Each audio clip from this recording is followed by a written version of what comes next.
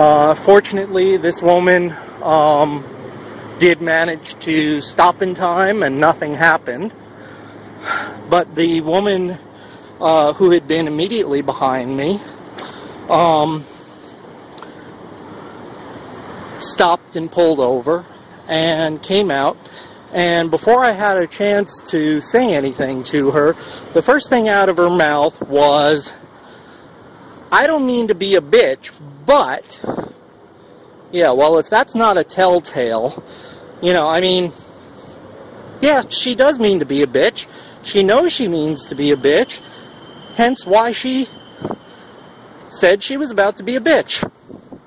And what reason would she be a bitch for, if not for the fact that she was in the wrong and she knew it? Because there's nothing wrong with standing up for yourself when you're in the right. You're only being a bitch if you're in the wrong and you refuse to admit fault and you refuse to see reason, you refuse to accept responsibility for whatever catastrophe has resulted as a result of your carelessness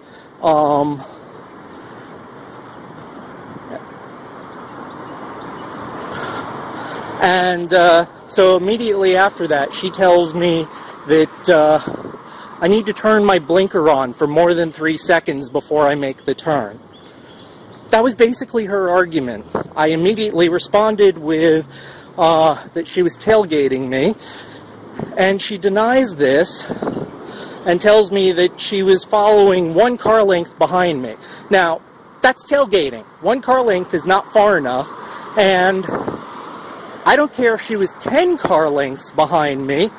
If you cannot stop in time, then you are not traveling at a safe distance. And that's what tailgating is, when you're not traveling at a safe distance.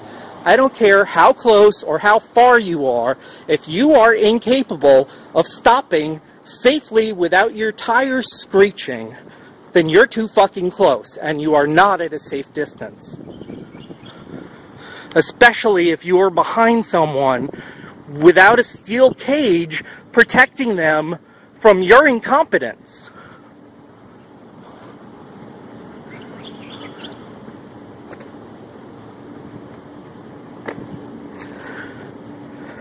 What really irked me was the fact that she did not take responsibility, but unfortunately, this entire time that all of this is happening, I've got a thought in the back of my head, worried about getting where I needed to go on time. And I can say that after all of this happened, the thing that I regretted most was that I let that voice have a say. Because basically, when it became clear to me that that I wasn't going to get through to her, that there was nothing that I could possibly teach her aside from calling the police on her and filing charges, and I would have had witnesses too. There were you know, it was in front of a firehouse, and whether or not they had seen what had happened, they saw more than enough of the aftermath to put the pieces together. They could have identified the woman and confirmed everything, and those are the sort of things that that help when you're pressing charges, and especially if it's firemen, because unfortunately our justice system is screwed up in that.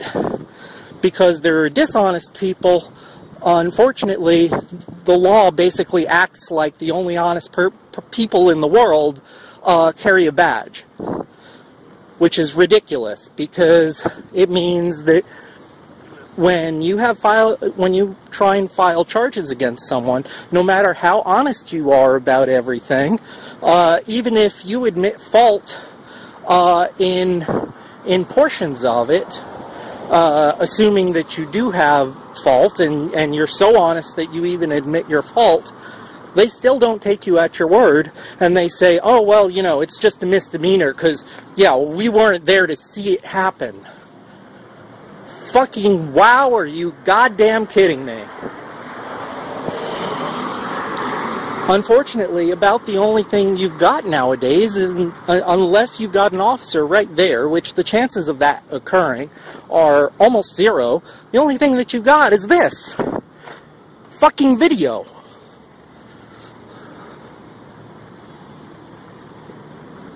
And then, of course, you've got other such bullshit, like if you are making video, then you know, it gets questioned as to admissibility, and is it invasion of privacy, and boo-hoo, fucking wah, wah, wah.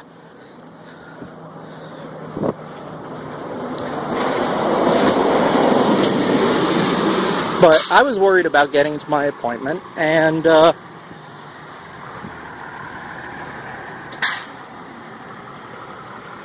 if I had it to do over again, rather than leaving after just being frustrated that that she was being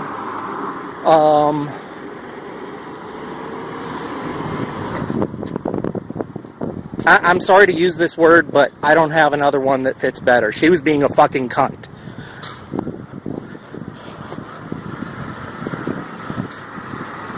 If it walks like a duck and it talks like a duck, it's a fucking duck. Yeah, well, yeah. If you walk like a bitch, you talk like a bitch. You walk like a cunt, you talk like a cunt. I'm going to call you what you are. That woman was not just a bitch, she was being a fucking cunt.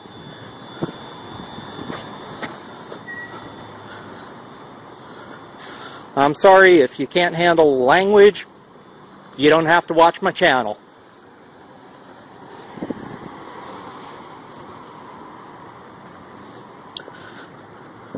So if I had it to do over again, I would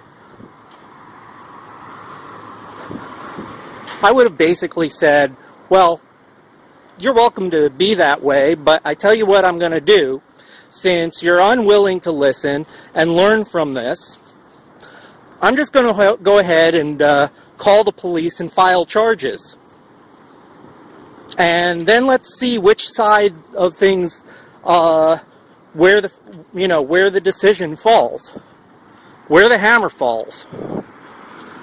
If you're that confident, just stick around, because you're welcome to leave. If you leave, you guarantee that they're going to side with me.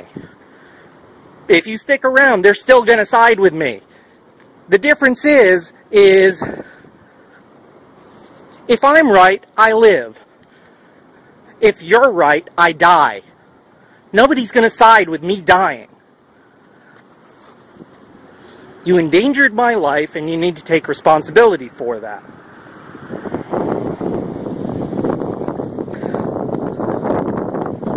I would have gotten her license plate.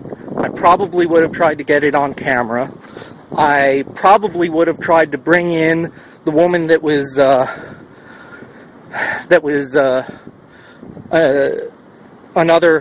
behind the woman that nearly rear-ended me.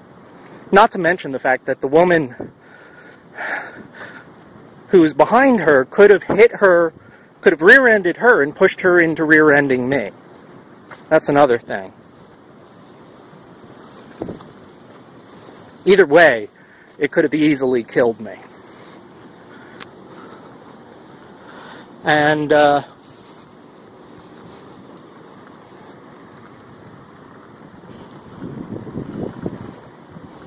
I would have involved the firemen there as well, and implored them to give statements to the best of their ability. I wouldn't have asked them to make anything up. I'm not interested in that. I just wanted them to report what they saw, because whatever it was that they would have seen, even being honest about it, I knew what had gone down, and I knew that things would end up in my favor. And the thing that is most important about it to me is that it's not just about holding her accountable in the moment. It's about establishing a paper trail. Because it's not just about endangering me. She's going to continue driving like this, particularly since she clearly did not learn anything from it. And if she doesn't learn from it, she's going to persist in the same behaviors. If she does that, she's guaranteed to hurt someone at some point, if not kill them. I can't stop that from happening, but I can make sure that if there's a paper trail, they will see that she has established a pattern of this dangerous behavior. If I fail to put it on record, then if she does hurt someone, if she does kill someone, she may get much more lenient charges against her.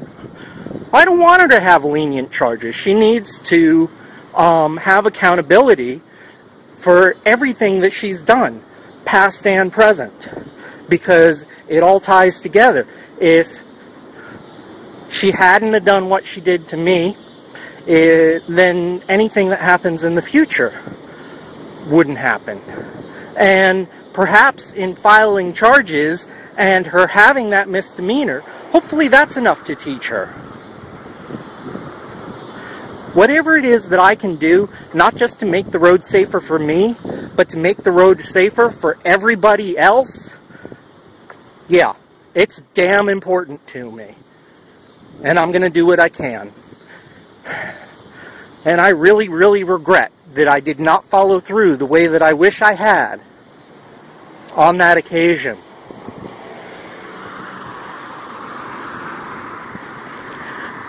But I'm going to do my damnedest to make sure that from that point forward, I certainly do. Because I certainly know that it was something that I had already been thinking about. I just need to make sure that I actually do it. So, anyway, here I am. I'm coming up on the end of my walk. And it's the Arkansas State Capitol.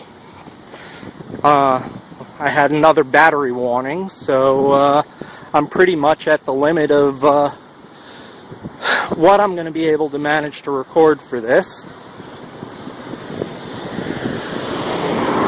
So thanks for watching, and this is Mike Motorcycle signing out. I hope you'll tune in again. You won't like me, you put me on fucking internet, you won't like me.